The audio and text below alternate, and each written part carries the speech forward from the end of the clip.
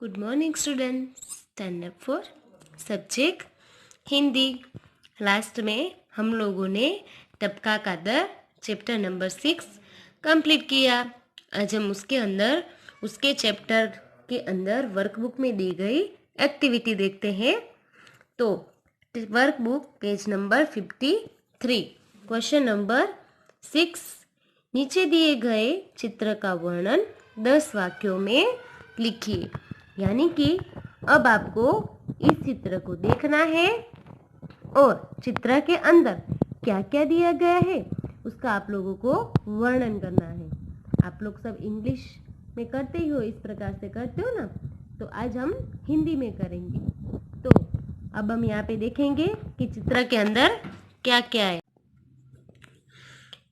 ये पहले तो ये बताओ, ये चित्र किसका है? तो यह चित्र मेले का है। पहले हम उसके बारे में लिखेंगे। उसके बाद मेले में तरह तरह की दुकानें दिख रही है ना। आपको भी पता है मेले में दुकानें होती है बहुत सारी। बाद में है मेले में बच्चे, जवान, बूढ़े लोग दिख रहे हैं। मेले में एक सपेरा खेल दिखा रहा है। यहाँ पे आप देख सकते हो सपेरा खेल दिखा रहा है। एक जादूगर भी जादू दिखा रहा है, यहाँ पे देख सकते हो आप। उसके बाद गुब्बारे वाला गुब्बारे बेच रहा है। नेक्स्ट है 3 चकडोर दिख रहे हैं और सब चकडोर के अंदर बैठकर मजा उठाते हैं। एक और 2 घुड़सवारी आप यहाँ पे दिख रहे हैं ना, 2 घोड़े खड़े हैं। लोग मेले में घुड़सवारी का भी मजा उठाते हैं और बहुत सारे लोग मेले में दिख रहे हैं। साथ में खिलौने भी दिख रहे हैं ना। तो ये चित्र बहुत ही अच्छा है। तो ये आप हमने चित्र का वर्णन किया। अब हम देखेंगे नीचे कि नीचे दिए गए उदाहरण के अनुसार वाक्य बनाइए। यानी कि आप लोगों को क्या करना है, एक वचन में से बहुवचन करना है। जैसे कि बिल्ली तो बिल्लियाँ।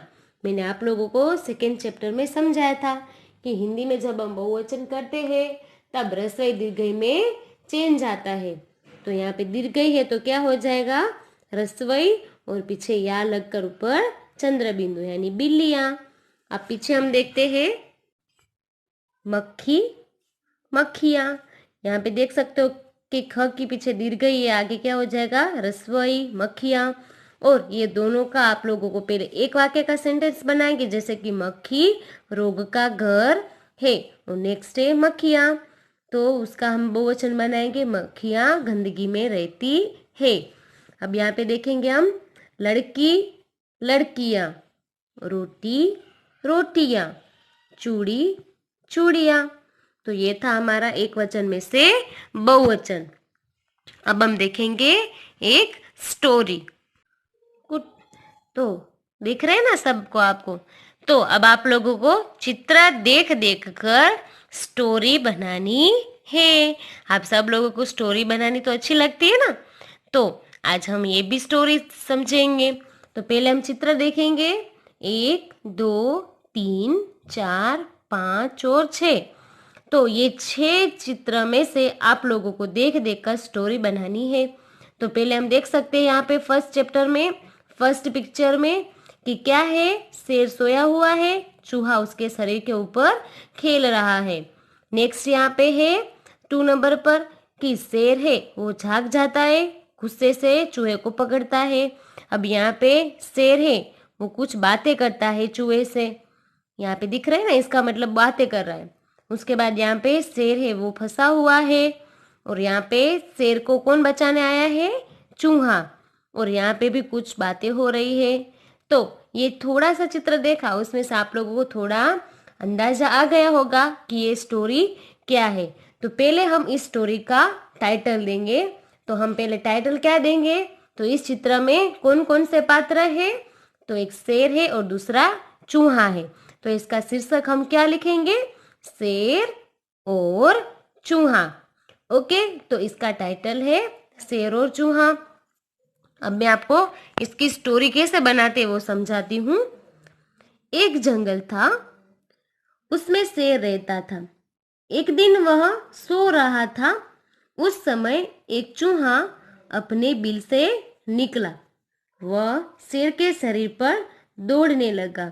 इससे शेर की नींद टूट गई और उसे बहुत गुस्सा आया। उसने चूहे को पकड़ लिया।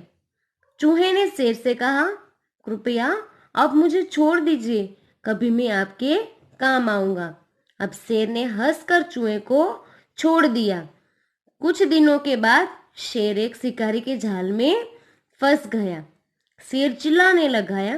शेर की आवाज सुनकर चूहा उसकी मदद के लिए दौड़ गया। चूहे ने अपनी दांतों से वह जाल तोड़ दी।